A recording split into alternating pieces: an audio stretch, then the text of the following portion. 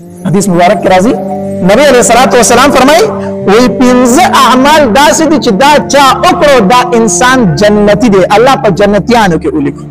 په جنتیانو کې ولیکو کم یو نبی علیہ الصلوۃ والسلام فرمایي وی من عاد مریضا چا چې د مریض پوښتنه وکړه د مریض بیمار پرسی وکړه یو دا عمل وکړه د مریض بیمار پرسی وکړه نو د مریض تپوس کوي د مریض پوښتنه کوي په دې کې ډېر زیات اجر دی حدیث مبارک کې راځي نبی علیہ الصلوۃ والسلام فرمایي و یو انسان سحر ټیم د یو مریض پوښتنه لورغه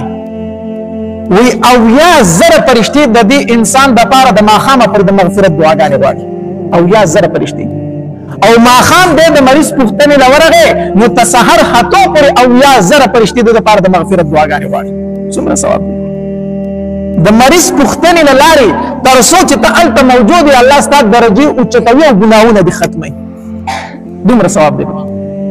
یو نبی علیہ الصلوۃ والسلام فرمای من عاد مریضا چا چې د بیمار پوښتنه وکړه د بیمار فرسي سنت طریقه دا د ازده کوي چې کله د مریض پوښتنه لورله ال کلار لومبه به هغه ته تسلی ورکي تسلی بوله ورکي مرته جګ جوړي روغ رمټي ستانه ډېر بیمارانو الله غسم کړی دي ته فلا ډېر خي اول بوله سمر کی تسلی ورکي اگر چې تا ته پته وي چې دی بالکل په حالت د مرګ کې دی ډېر غدو والا نه دی اگر چې تا ته پته دا ډېر زیات خراب دی په تسلی ولا ورکه تسلی خبري وته دویم دا چې خواته کېنه او په دې تندي باندې ورل لاس کېده لاس کېده په مریض باندې لاس کې خودل دا د نبی عليه الصلاه والسلام سنت مبارکه دي په دې باندې د مریض د زړه ته یو تسلی میلاو شي او خوشحالي میلاو شي ځکه چې دوی وي زده زمانہ کرکه نه کوي اکثر خلک د بیمارانو نه کرکه کوي دا مرض به ماته ولګي کنه نږدې ور سره کینی نه نبی عليه الصلاه والسلام چې بیمار نه لاړ په دې تندي به ورته لاس کې خود او درېم به داسې وکړي چې دعا به ورته وکړي دعا به ورته کوي الله شفای کامله عاجله دائمه ورته نصیب الله جګ جوړ صحت ورته ور نصیب دا وکا او بیا اشاره کوم سیده را پاسه ښا سیده را پاسه زمون خلک چې بیمار لاړ شي نو زمون په بیمار پرسه باندې خلک کویږي زنانه خو چې لاړ شي هغه خو چې ډوډۍ نه والی واپس نه راځي او به تلمبه ډوډۍ خوري هغه نه واپس راځي اگر چې انت کې غار څومره مریض درته په حالت د ځن کدان کې ولې نه پروت یو به ډوډۍ وي بیا راځي صحیح شو نو هغه غریبانان په خپل غم کې دلته کې بل مصیبت جوړ کی د بیمار فرصي طریقه دا ده چې دغه درې کار د وکړو لاري تسلی دی ورنه ورکړه او مریض ته دعا وکړه او لاس ته پکې خودو اس دعا وکړه پاسه ساری کې ډېر نه ښه زمون خلک چې لاړ شي اول خو تسلی مریض له ورکې نه مریض له تسلی نه ورکې بلکې الټه چې دغه خوا تکیری کنه اوخ کې به تو یو شروع کې سر بسنډي او بعضې به یو بل تقلیل نزدیکی هه ورنګ زیات شوی دی صحیح ده کنه کنه مرینو مول شي ټیک ده داسې دا غلطه طریقه ده تسلی ولا ورکا دویم دا چې د مریض خواته ناس یو کې صبرالو او به ختمي کې بل برالو یو کې صبرالو او به ختمي کې بل کیسه برالو که غریب په پټک باندې پروت من خپل غب ګرم کړی یو عالم تاسو د سوکتلو هغه یو کې سره غسلا به ختمول چې بل به راغستا خپل کیسه وکړو په اخر کې ته څنګه هغه ته جګ جوړه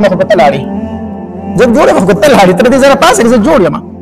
نو مریض دې حالت ته ورسو هغه خو پاک اوس دې زما د خوانه پاسه په خپل بیماری باندې تکلیف یې موږ خبرې کو پوه شو کنه د بیمار تاسو کوي خو په دې طریقه باندې چې هغه تنګوي نه ښه نبی علیہ الصلوۃ والسلام فرمایي من عاد مریضا چا چې د بیمار فرسی وکړه یو دویم نبی علیہ الصلوۃ والسلام فرمایي وشهد جنازه څوک چې په جنازه کې شریک شو د یو مسلمان ورو ورته مسلمان په بل مسلمان باندې یو څو حقونه دي هغه کې یو حق د مسلمان په بل مسلمان دار چې په جنازه کې به شرکت کوي او په جنازه کې شرکت کول دا ډېر لوی ثواب لري حدیث مبارک کې راځي نبی علیہ الصلوۃ والسلام فرمایي یو مسلمان د بل مسلمان په جنازه کې شریک شو الله تبارک وتعالى ته یو قیرات ثواب ورکو او په دفن کې شریک شو دو قیرات ورته الله ورکو او قیرات څومره دی نبی علیہ الصلوۃ والسلام فرمایي قیرات د احد د غرب نه دی نو د یو مسلمان په جنازه کې شریک شو د احد د غرب نه کې درته ملو شو په دفن کې شریک شو نو د احد د غرب نه کې درته ملو شو دومره لوی ثواب د یو مسلمان په جنازه کې شرکت کول او حدیث مبارک کې راځي وای د یو مسلمان په جنازه کې چې سلوخ تن شریک شو الله تبارک وتعالى دغه مړي ته مغفرت نصیب کړي اوس په توای چې مولوی صاحب دا خو د ټول مړي بخلې شوی دی بیا د دې په جنازو کې خو پسونو خلق ولاړي او څومره چې لوی رزيلي او چې څومره لوی منافق او بدمعش دغه په جنازه کې دومره خلق دي داسې نه ده الله دا نه یادي هغه الله تبارک وتعالى دا مخلوق یادي چې اودس کوي په جنازه باندې به ولاړي دا یاد او دا یاد الله تبارک وتعالى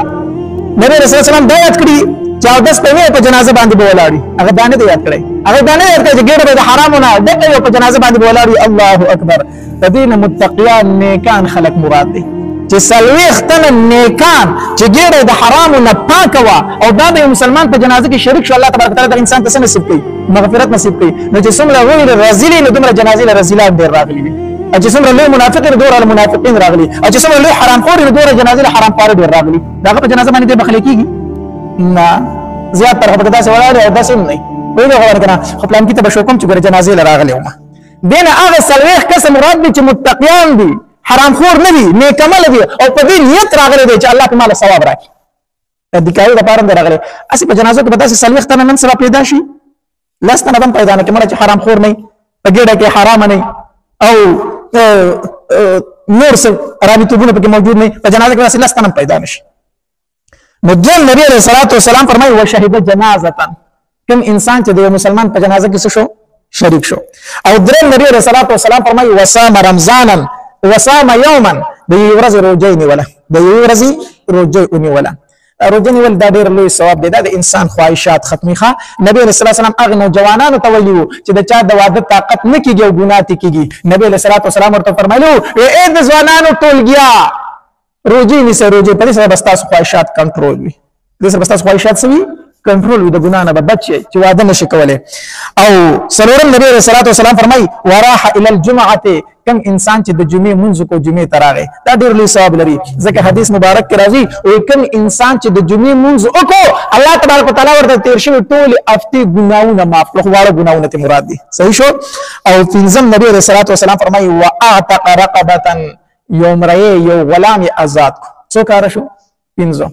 نبی علیہ السلام فرمایي دا پنځه کار چې چا وکړو دا انسان جنتی دی کم یو نبی علیہ السلام فرمایي د بیمار فرسی وکړه دیم نبی علیہ السلام فرمایي وشهد جنازه د یو مسلمان جنازه وکړه دریم نبی علیہ السلام فرمایي وصام یوما یو ورځ روزه ونیولا سلورم نبی علیہ السلام فرمایي وراح الى الجمعه د جمعې منځ وکړو او پنځم نبی علیہ السلام فرمایي واعتق رقبه یو مروي یو غلام آزاد کو یو بی ګناه قیدی آزاد کو یو بی ګناه قیدی آزاد کو دا پنځه کار چې چا وکړو نبی علیہ السلام فرمایي دا انسان جنتی دی انسان سره